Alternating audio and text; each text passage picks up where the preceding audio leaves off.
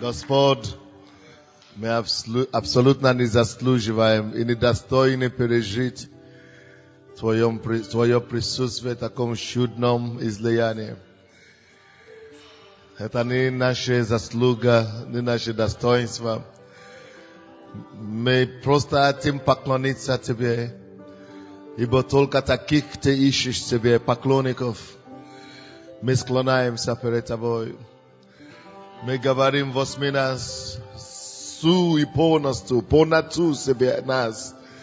Возьми полный контроль над нами, над нашим разумом, над нашими мыслями, над нашим телом, над нашим духом. Обладай нами. Обладай нами Твоей любви, обладай нас Твоей любви, обладай нас Твоей страстью. Обладай нами Твоей ревностью. Покрой нас одеялом славы Твоей. Смираемся под Твоей крепкой рукою. Сформируй в нас Христа. Превращай нас в Твой образ. Яви Твою милость над Твоим народом. Мы просим во имя Иисуса.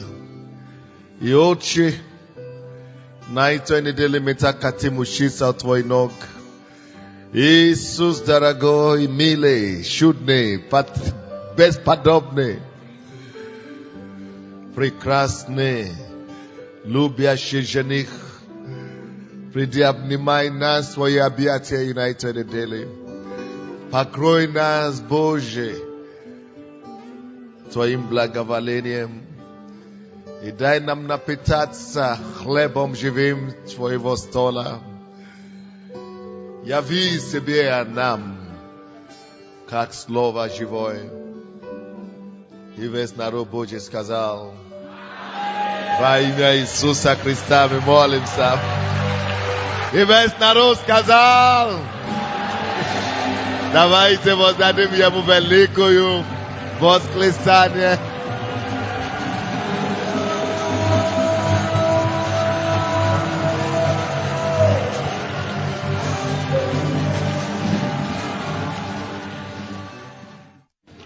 Евангелие от Иоанна, 6 глава. Кто помнит наш, видите даже, наш новый эмблем нарисован здесь. Это земной шар и корона Божья, корона над земным шаром. Что это обозначает? Царство Божие захватывает, обладает землей. Это наше призвание. Это то, почему Господь образовал церковь. Это то, почему Господь спас нас. Чтобы мы могли нести Его царство в мир. И царством Божьим обладать полностью царством этого мира. Поэтому написано в Откровении, по-моему, 15:11, да? Что доколе царство мира сего не станет царство нашего Бога и Христа Его. Кто желает видеть, когда царство мира сего станет царство Бога нашего и Христа Его? Кто мечтает об этом? Я не только мечтаю об этом, я хочу стать участником этого, я хочу стать Божьим инструментом соделания царства мира сего в царство Отца нашего, Бога нашего и Христа Его. Итак, Божий план, чтобы царство мира этого стало царство Бога нашего и Христа Его. Но вы знаете, как Он это будет делать? Он это не будет делать через ангелов. Или сам придет, начнет воевать мафиозниками, или с налоговой инспекцией. Нет. Господь уже нас поставил здесь. И уже нас наполнил своим Духом Святым. Он не только Духом Святым нас наполнил, это царство, которое должно обладать этим миром, это царство, которое мы должны покорить мир, Он уже взял с неба этого царства и уже поместил его внутри нас. Царство Божье внутри вас есть. Но не только для символа. Царство Божье внутри вас есть, теперь ходите и теорию учите. Нет. Царство Божье внутри вас есть, чтобы вы могли этим царством доказать царство мира сего, что превосходные находиться в этом царстве. И что это царство превосходное царство мира сего. И чтобы те таланты и способности, и то, что Господь уже дал нам, как ресурсы или потенциалы, могли быть использованы нами для покорения этого мира. Но проблема наша в том, что, может быть, даже мы это знаем и это хотим, но мы думаем, что у нас нет силы, возможностей, ресурсов для того, чтобы действительно покорить мир. Вот наша проблема. Мы думаем, у нас нет ресурсов, нет возможностей. Мы думаем индивидуально о себе, что у меня нет возможностей. Если бы у меня были деньги, почему тогда деньги всего мира находятся у людей мира сего? Почему тогда так мало из нас, у кого деньги есть? Вот, потому что мы думаем, что если бы у нас были только больше денег, я бы действительно прославил Иисуса на весь мир. Или если бы у меня только что-то другое было, если бы я родился только бы в семье какой-то другой, новый русский, высокопоставленный, или в семье Кушме Леонида Даниловича, тогда я точно бы прославил Иисуса на весь мир. У вас все такие хорошие пожелания. Однако, на этой неделе, в принципе, эту проповедь я уже однажды читал пастырям, только пастырям, на пасторской конференции. Но после того, как я был в Африке, я читал ее в Африке чуть-чуть там, я понял, что революция там начинается. Я говорю, слушай, я это считаю служителям тоже там. Они здесь начинают использовать, а мои еще не дошло до меня. Не, я должен вернуться домой, доработать. Да, не только пасторам чужой церкви, а своим лидерам донести это слово, и чтобы действительно они поняли, что каждый из нас, не только даже лидеры, даже я рад, что брат один покаялся, это второй раз в церкви сегодня, он из Стефани. Если ты будешь слушать эту проповедь, хорошо? Я тебе гарантирую, я твой гарант, что ты станешь однажды как пастор Сандей. Так и будет. Может быть не проповедник, может быть не пастор, но ты прославься.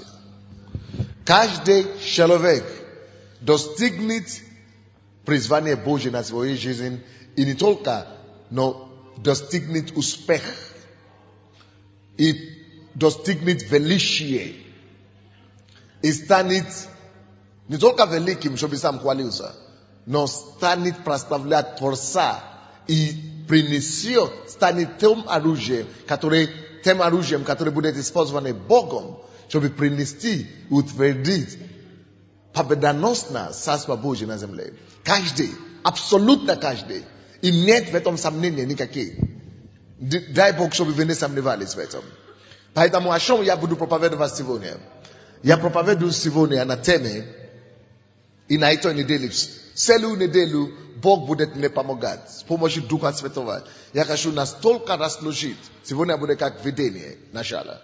Но каждый день я буду расложить подробно вам, чтобы вы видели четко, как вы можете стать миллионером, если вы к этому призваны. Или стать просто завоевателями городов, если вы к этому призваны. Или вы просто станете, я не знаю, кем Бог вас призвал, вы станете это во славу Божию. Однако, фундамент, поймите фундамент еще раз. Вы должны понять, друзья, вы слушаете меня? Фундамент в том, чтобы, так как нарисовано там, принести цель, конечный цель. Я спасен. И Бог наполнил меня своим духом. Бог наполнил меня самим собой. Бог принес свое царство и поселил его внутри меня. Только с одной целью, чтобы в плоти и крови моей Понести это царство как на небо, чтобы оно осуществилось здесь на земле. Чтобы принести его царство на землю через его представительство здесь. Это я. Мы пасли его. Поэтому он вместил в нас царство его. И он вложил в нас определенные возможности. Не чтобы себе карьеру построить. Это беда христианства сегодня. Люди не понимают цели потенциала. Люди не понимают цели богатства. Люди не поняли, почему благословение.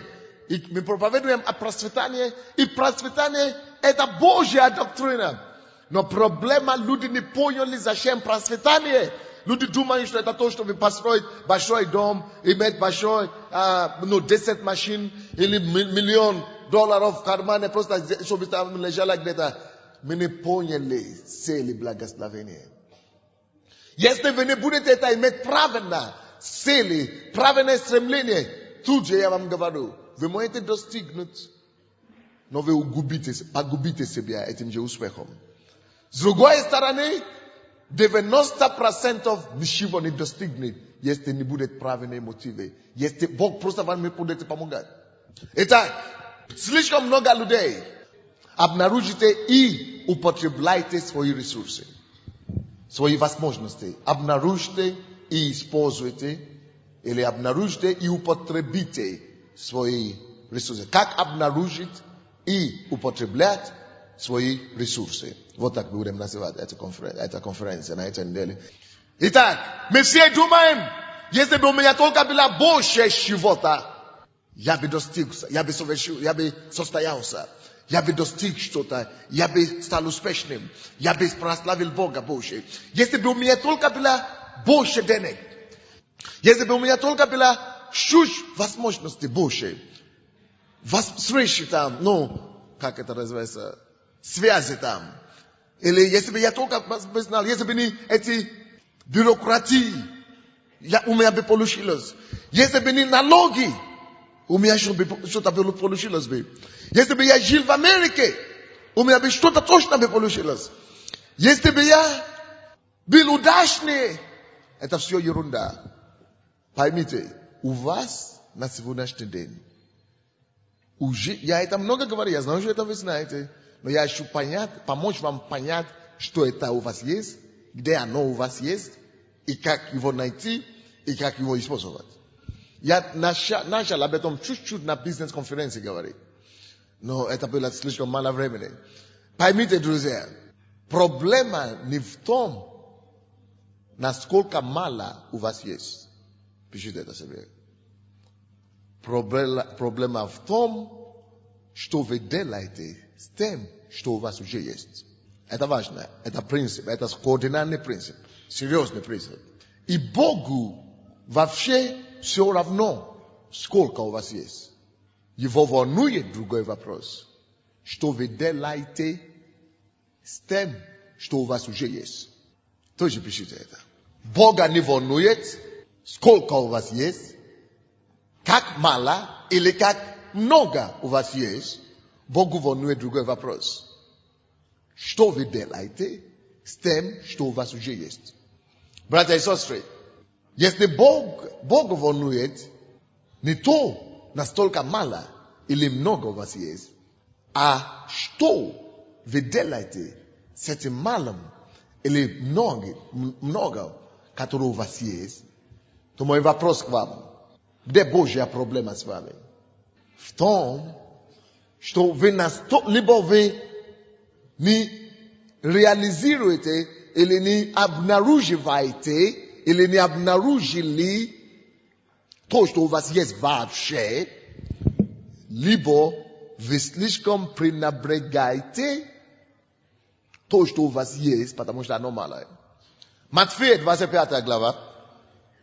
Из-за времени я не буду читать, но вы знаете эту историю. По-моему, стихи 35 там ниже, по 47. Мы читаем историю о талантах. Или как, о минах. Вы поняли эту историю? И Бог раздает таланты людям. Одному он дал 5, другому он дал 3, и третьему он дал 3 человека сюда, пожалуйста, ко мне быстренько. Одному он дал 5, другому он дал 3, третьему он дал 1. Вот видно, да? Этот пошел, заработал еще больше, 2 раза больше. Он стал 10, он получил 10. Этот пошел еще заработал больше, сколько он получил? 6. А этот вот, ничего не заработал, спрятал. Now, слушайте, причина и урок, который Господь хочет донести до нас, это урок актуальный сегодня. Это урок не только наглядный, но это урок личностной к нам, каждому из нас сегодня. Проблема, которая у этого, который ничего не заработал, была не потому, что он не благодарный только. Его проблема не в этом. Неблагодарность его и злоба его, в которой Господь Иисус обвинил его, это результат, это следствие чего-то. Откуда-то началась его проблема. Его проблема началась с того, что он не оценил малое, которое Бог ему дал. Он думал, что Бог ему дал слишком мало. Зачем Бог? Он думал, у него ничего нет. Вот его проблема. Он думал, у него слишком мало есть. И Бог даже за это его не оправдал. Многие из нас мы ждем от Бога оправдания, думая, что потому что у нас мало ресурсов, мало денег, мало образования, мало связей, мало помощи, мало поддержки, потому что мы слабые, потому что мы не из той семьи выросли, потому что у нас нет мужей, семьи, потому что мы женщины, потому что у нас нет работы, потому что мы не образованы. Вот, из-за мало ресурсов, короче, в чем это не выражалось. Мы думаем, что из-за нашей малой возможности, что Господь поймет нас и сделает нам исключение. И многие из нас еще идем дальше. Мы не только думаем, что Господь поймет нас и простит, и как-то доведет до нас до неба. Мы думаем, Господь пожалеет нас и побудит вот этому большому, который зарабатывает на то, что Бог ему дал, чтобы он пришел милости нам оказывать. Это наша беда. Скажи кому-то, меняй менталитет. Потому что у нас менталитет попрошайничества. Мы думаем, потому что у него больше ресурсов, значит, он лучше меня. Неправда. Вы знаете, что произошло? Почему Бог дал этому 5? Почему Бог этому дал 3? Почему Бог это дал одному? Вы знаете почему? Не потому что Бог так решил, а потому что Бог знал, что с этим он справится. С одним. А этот справится с 3. А этот справится с 5. Бог тебе дал столько тебе надо, чтобы состояться и быть успешным. Скажи кому-то в лицо прямо в глаза, в 4, что у тебя есть все, что тебе надо, чтобы быть успешным.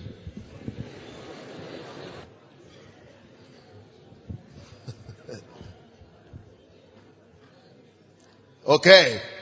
Давайте вернемся к принципу, с которого мы начали. Девизом. Мы думаем, что наша проблема это потому что мало того, что мы имеем. Потому что не хватает ресурсов. Но Бог думает, что проблема не в том, сколько у нас есть, а что мы делаем тем, что у нас уже есть. Что мы имеем. Проблема и вопрос не сколько ты имеешь, а что ты делаешь с тем, что у тебя есть. Что ты имеешь. Кто-нибудь слушает меня или нет? Окей. Его проблема не потому, что один ему дали. Алло? В глазах Бога он дал им одинаково.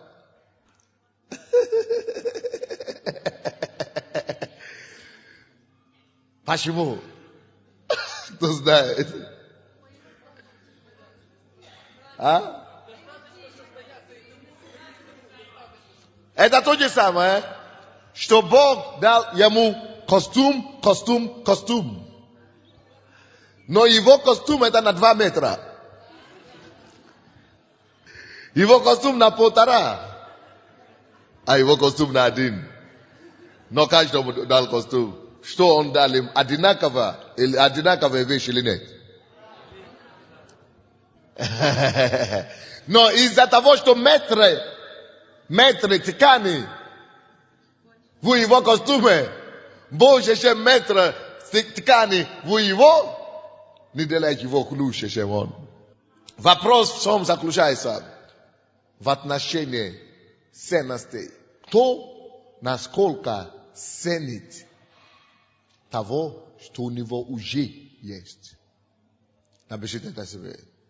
Кто насколько ценит того, что у него уже есть. Евангелие от Иоанна. Откройте, пожалуйста, со мной, есть 6 глава Евангелия от Иоанна. Будем читать с 5 стиха по 14 стих. Иисус возвет очи и, увидев, что множество народа идет к Нему, говорит Филиппу: «Где нам купить хлебов, чтобы их накормить?» Говорил же это, испытывая его, ибо сам знал, что хотел сделать. Филипп отвечал ему: «И на 200 динариев недовольно будет хлеба, чтобы каждому из них досталось хотя бы немного». Один из учеников, Андрей, брат Симона Петра, говорит ему: «Здесь есть у одного мальчика 5 хлебов ячменных и 2 рыбки. Но что для такого множества?» Иисус сказал: «Велите им возвлечь». Было же на том месте много травы.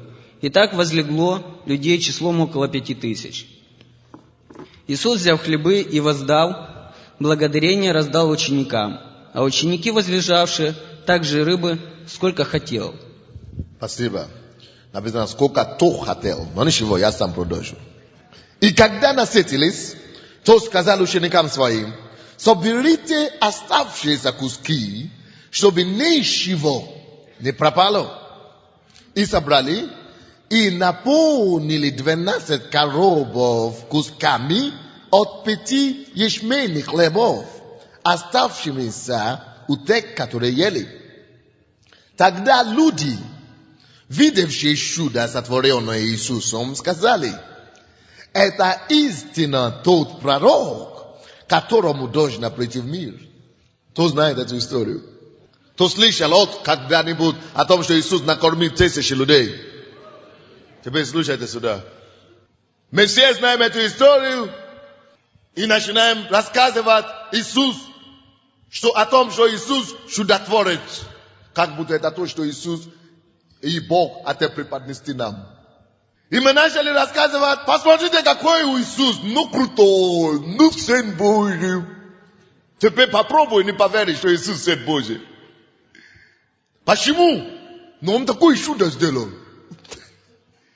Накормил, значит, 20 000 человек. Из 2 рыб и 5 хлебов. Слушай, он, видите, какой он. Иисус, чудотворец, И мы тоже, все проповедники, проповедуют с этого места Писания. И мы думаем: посмотрите чудо, которое он делал. Да. Иисусу не нужно было делать это чудо, чтобы доказать мне или тебе, что он Сын Божий. Он все равно Сын Божий. А кроме этого чуда, у него уже было много чудес, чтобы без того и дошло до нас, что он Сын Божий.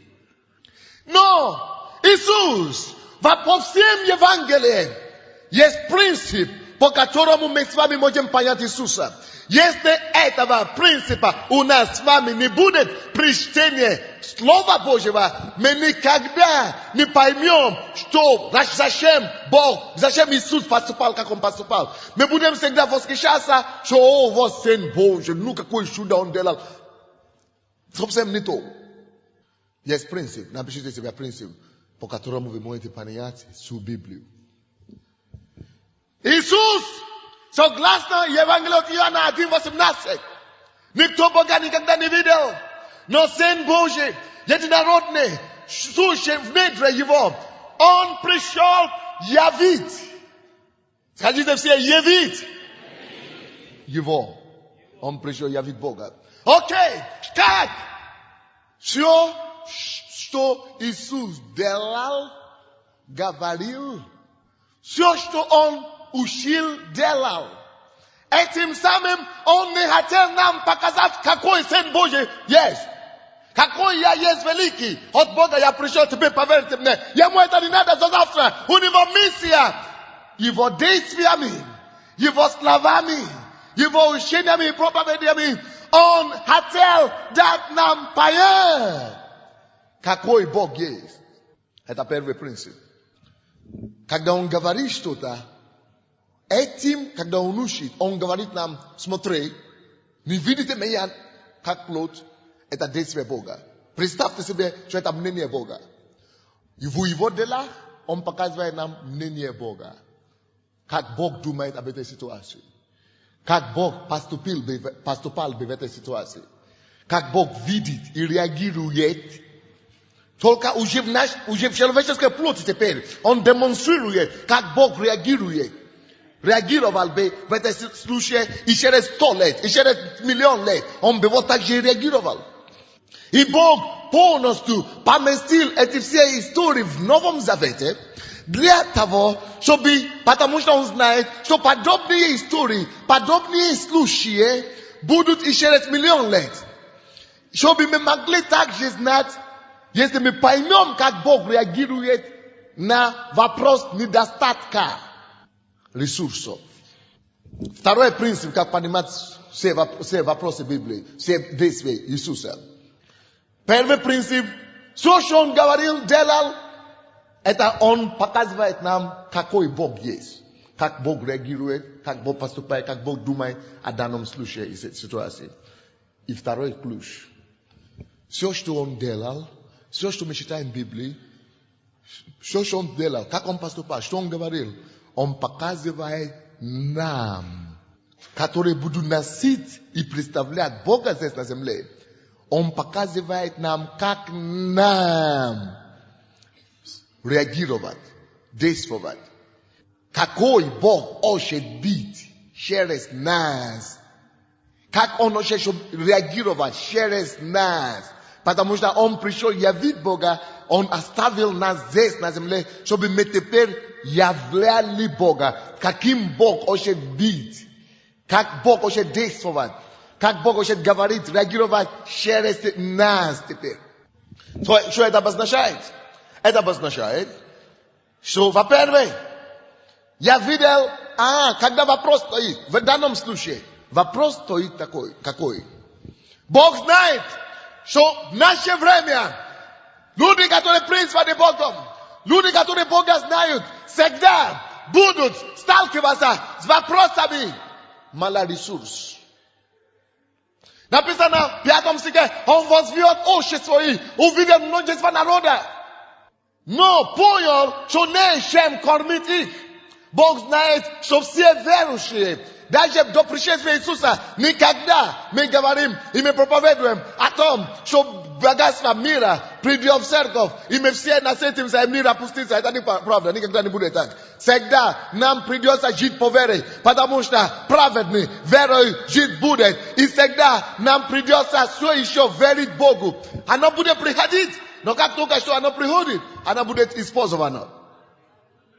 Она будет приходить, чтобы опустошить, использовать, и чтобы опять верить, чтобы опять пришло, чтобы опять верить. Но слушай, Бог знает, что вопрос недостатка ресурса в сравнении с задачей, поставленной задачей, всегда будет И Бог говорит, как тогда вам решить? И дает нам принцип. Посмотрите на мои поступки. Посмотрите на мое отношение. Посмотрите на мои реакции. Запомните, у вас всегда будут подобные проблемы, но теперь научите от меня, как Бог бы решил.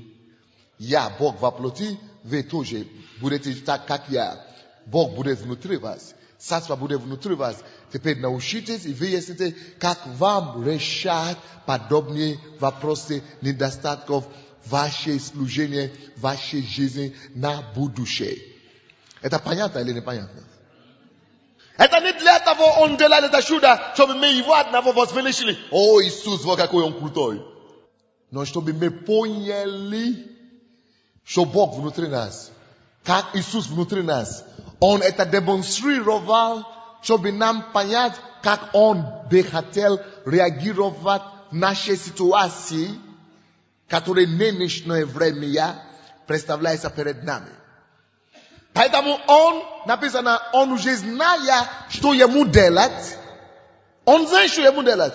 И задает сознательно вопрос ученикам. Вот проблема, друзья, говорит. Как будто он не знал, что делать. Хотя написано там скобочка, что он знал уже, что делать. Но специально создал эту ситуацию. Он не взял и начал делать чудо сразу. Нет. Почему тогда он просит учеников, вы накормите их. Вы, скажите мне, что нам делать, как нам кормить этих людей. Как будто он не знал, что делать. А он знал. А почему тогда ставит этот вопрос перед учителями? Потому что он знает, что вам придется, когда меня не будет, выучить, научиться принципы. Какой принцип? Напишите первый. О том, что ресурсы, что у вас есть, это не самое главное. Это первый принцип. То, что у вас есть, не важно.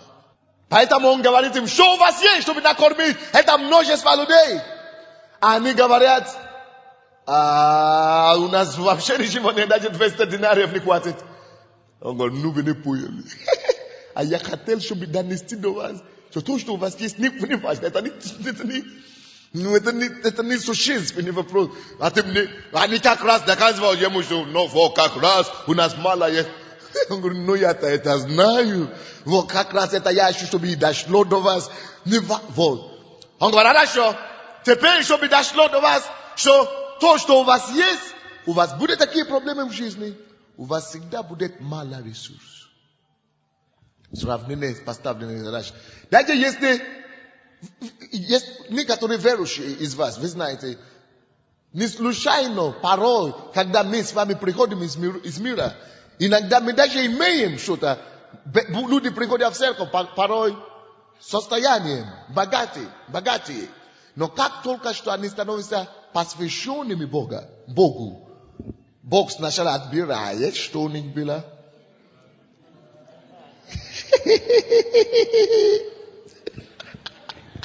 Сначала отбирает то, что у них было, чтобы посадить праведный верой жить, чтобы они могли понять того, как жить по Богу. Поэтому, когда Господь говорит этому богатому, раздай все, что у тебя есть, нищим, не потому что Бог ненавидит богатых. Это то, что мы все думаем. Мы думаем, вот здесь Бог говорит, я раздай. Вот, значит, ты должен прийти к Богу опустошенный. Значит, Бог хочет, чтобы люди, которые пришли к Нему, у них ничего не было. Поэтому Он же сказал, раздай. Вот. Нет. То, что Бог хотел сказать ему, сначала раздай, теперь научись, веруя в меня, поступая по моим принципам, обогащайся мною. И чтобы, я абсолютно уверен, если бы он раздал и пошел к Иисусу, он бы потом еще больше приобрел. Вы поняли меня или нет? Потому что Бог не хотел, чтобы его вера была в достатке его ресурсов, в достатке его обеспечения. Бог хотел, чтобы, несмотря на количество имеющее им обеспечение, чтобы его вера все равно. Много у него есть, мало у него есть, чтобы его вера все равно была в Боге, который может дать и большего, и малого любое время. Чтобы это суть вера, это суть отношения, это суть принцип Бога, чтобы она была у него выработана, чтобы он всегда знал. И это второй принцип, который вы должны написать, тезис, что чтобы он всегда знал, что сколько бы у него не было, неважно, насколько мало то, что у него есть, то малое, которое у него есть, в любом случае достаточно для решения той задачи, которая стоит перед ним. Поэтому Бог говорит, неважно, насколько мало рыб у вас есть, 2 рыбы, неважно, сколько мало хлебов у вас есть, 5 хлебов, вот.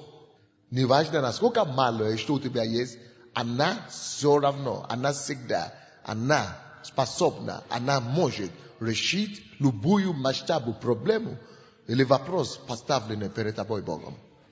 Допустим, я знаю, что мы без проблем приведем к Иисусу через эту церковь 5 миллионов украинцев.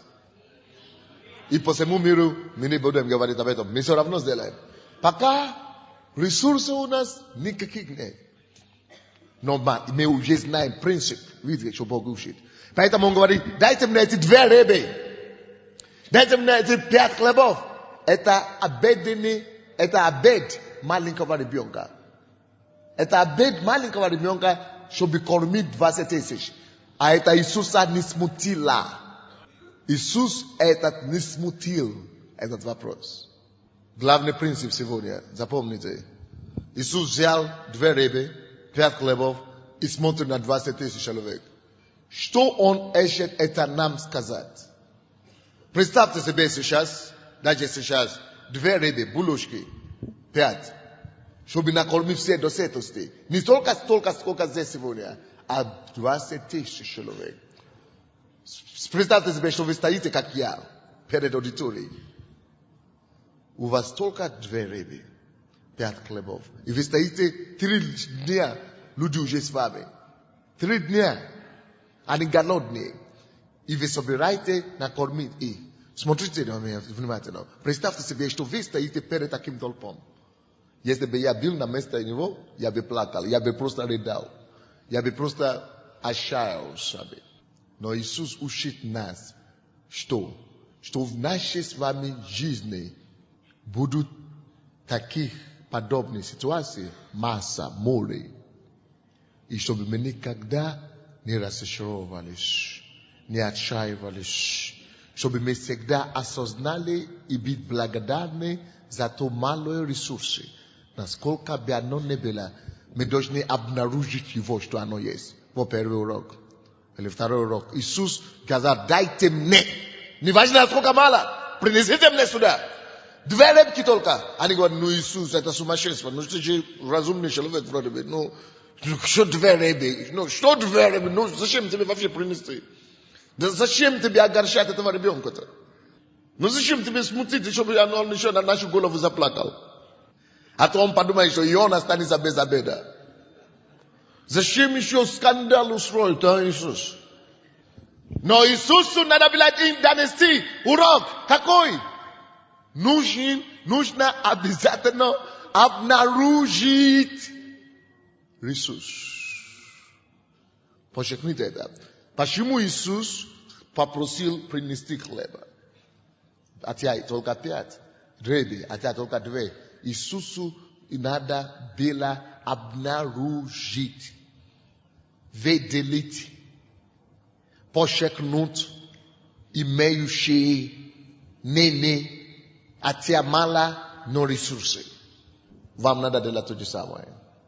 Сейчас вы думаете, что у вас ничего нет. Но я осмеливаю вам сказать, что у вас уже есть достаточно малое, которое должно возвеличить вас. У вас уже достаточно малое, если вы только сможете выделить их. Если вы только сможете определить их. Если вы сможете только найти их. Если вы сможете только подчеркнуть их. Если вы сможете только выделить их. Выделите, принесите мне то, что уже есть. Если ты не обнаружишь твой потенциал, ты не сможешь никогда его реализовывать. Поэтому напишите, реализованный потенциал – это только найденный или обнаруженный потенциал. Если ты не найдешь, ты не определишь, ты не обнаружишь то, что ты имеешь, ты не сможешь его использовать. Использовать можешь только то, что у тебя есть в руках, то, что ты знаешь, что есть. Братья и сестры, поверьте мне, посмотрите на меня, Духом Божьим, именно Христовым, я говорю вам, я не то, что говорю, я даже, как вам даже, я внушаю вам, дойдет до вас именем Иисуса, что несмотря на то малое, что у вас есть уже, у вас есть что-то. Теперь задание. Напишите все задание, личное задание. На сегодняшний день. Выделите, пожалуйста, или выделить, определить, перечислите, пожалуйста, те, имеющие тобою, от малые, но имеющие тобою малые или большие ресурсы на сегодняшний день. Перечисли все. Допустим, один из твоих ресурсов – это образование или школьное образование. Напиши первое. Можно написать 100 или сколько список будет схватить. Обнаружи, допустим, у меня есть школьное образование. Если у вас университетское, еще лучше университетское образование. Второй – опыт. Опыт жизни. И положительный, и отрицательный. Если вас изнасиловали когда-то как женщина, это одно из ваших ресурсов и потенциал. Потому что если женщина, которую изнасиловали, поймет, что это ресурс, хотя и малое, хотя вроде бы ничтожное, хотя и даже позорное, это ресурс в руке Бога превратится в ее богатство. Этот ресурс в руке Бога станет оружием ее возвышения.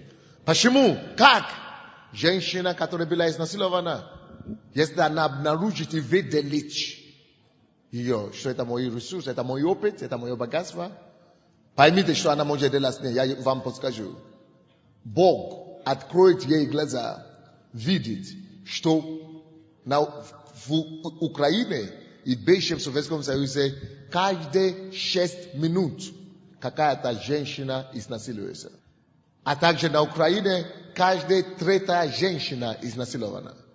И человек, который поймет, что это не ее проблема, это не ее горе, как ученики пытались делать. Горе, что нам делать с этим множеством, значит, мы хватит. Потому что они видят беды, вместо того, чтобы они видели ресурсы. Многие из вас, друзья, почему вы никогда не могли подняться выше того, где вы находитесь? Вы видите беды вместо ресурсов. Но женщина, которая видит и выделяет ее опыт изнасилования, как ее богатство и ресурс, поймет, что если каждый третий изнасилованная, единственное, что ей нужно делать, чтобы состояться. Потому что вы помните, вчера я читал проповедь, по-моему, притча 11 глава, да, какое было? 26. Написано, что тот, кто удерживает у себя хлеб, проклянет народ. А тот, кто продает хлеб, продает. Даже, хотя и не раздает бесплатно. Даже если продает, его благословляет народ. Даже если продает. У тебя есть ресурс, опыт, изнасилование. Теперь Бог тебя исцелил от этого. Синдром это ушел. Теперь ты получил прощение. Теперь ты забыл об этом. И некоторые из вас так и забывают об этом еще. Единственное, что тебе надо, чтобы состояться и стать миллионершей с этого опыта, это просто выйти наружу и сказать об этом вслух. Тебе даже ни деньги не надо, ни ресурсы не надо, ни богатства не надо. Даже если ты пойдешь по твоему подъезду, и каждому женщине подойдешь и скажешь, знаете, у меня была такая проблема, посмотрите на меня, Бог мне так помог, я решил его, кто-то откроется тебе. Когда ты начнешь этим дать консультации, кому-то еще расскажет, как тебе им помогло. Не надо сразу, он говорит, покайтесь. Просто дай им твое богатство, твое ресурсы. А что тогда будет, если у тебя будет 100 гривен, чтобы поместить рекламу в Рио? Или в газете какой-то, все женщины оскорбленные, изнасилованные, сеансы восстановления. Или сеансы исцеления, или что-нибудь, назови как хочешь. Реабилитации, курсы, процессы, центры реабилитации для изнасилованной женщины. $20 сеанс. Потому что удерживает, проклинает народ только того, кто удерживает, не тот, кто продает хлеб. О, Боже мой, вы не можете понять. Если даже продает, народ благодарен, потому что все равно народ пропадает. Он мучается, эта женщина мучается, что она живет в этом мысли, в этом воспоминании, и она ничего не может делать с собой, и она не может найти выход, она не может никому открыться. И тут находит одного смелая, который говорит, а я была такая, и я не стесняюсь об этом, и она придет к тебе и откроется из-за того, что ты не постеснялся, из-за того, что ты был смелый, и она даст любую сумму денег, только чтобы выбраться и получить помощь. И когда ты держишь это у себя, она проклинает себя, проклинает Бога, проклинает всех. И это проклятие идет на твою голову, потому что ты удерживал тот хлеб, который бы насытил ее в ее проблеме.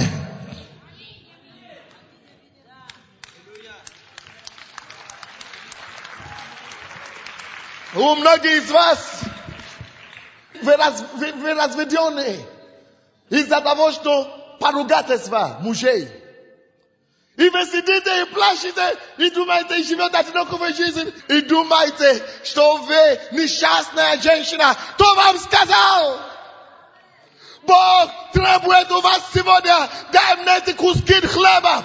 Дай мне эти куски рыбы. Я хочу обогащать тебя. Я хочу через тебя царство мое принести в жизни тысячи и тысячи подобных людей. Я хочу завоевать весь город для себя через твое богатство, через твой потенциал, через твои ресурсы. Только видели эти потенциалы твои. Осознай, что это у тебя есть. И у многих из вас, женщины, вы думаете, а у меня ни того, ни другого не было. Но вы, мама, то и сидящая женщина здесь когда-то родил ребенка. То мама здесь, поможите мне рукой. Но потому что вы не можете выделить это богатство, поэтому вы еще сидите неизвестные в зале, пропадаете, и никто вас не знает, никто не хочет знать. И вы жалеете себя, вы думаете, что муж не приносит денег, потому что без работы, и вы думаете, что ваша жизнь закончена. Потому что вы не выделили ваши ресурсы.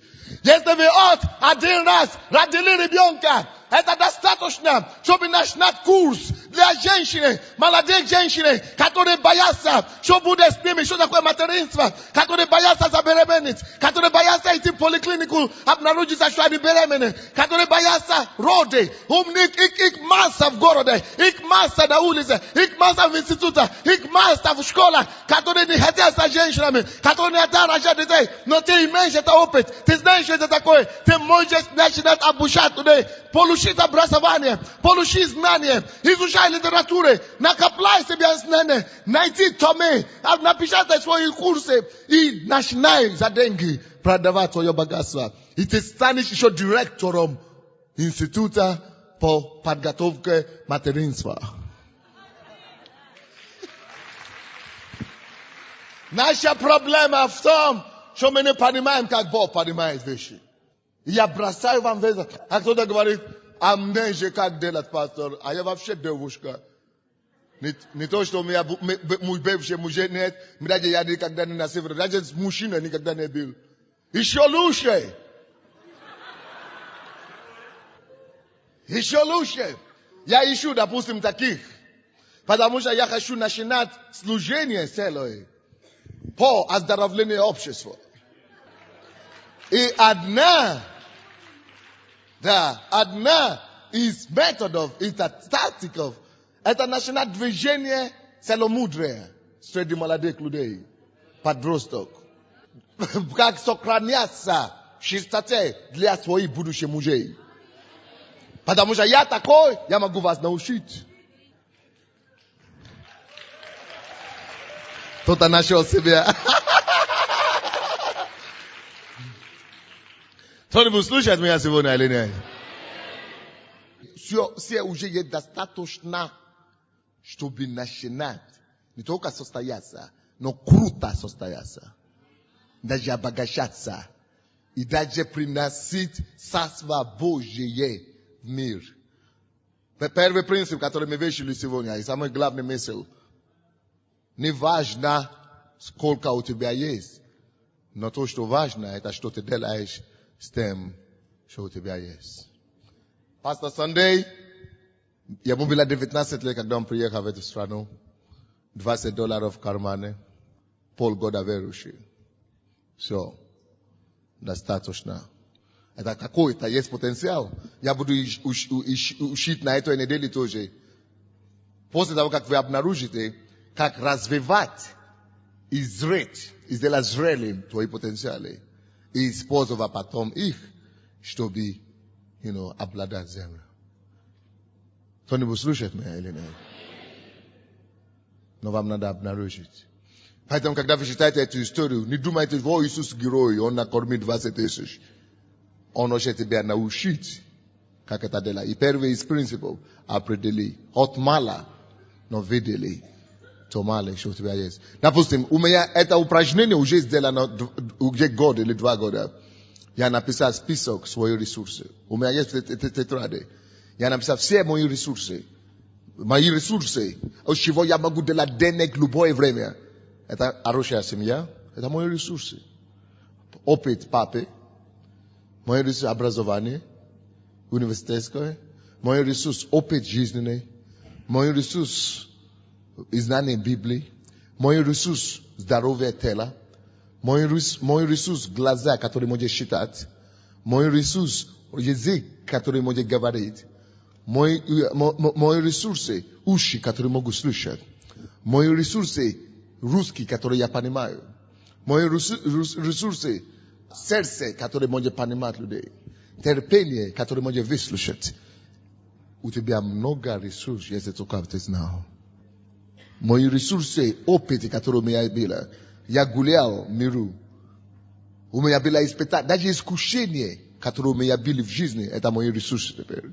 Потому Бог будет позволять многим из нас пройти еще через испытания и искушения, чтобы мы могли приобретать навыки, чтобы преодолевать на будущее и чтобы других научать. Вот почему искушение Бог никогда не убирает.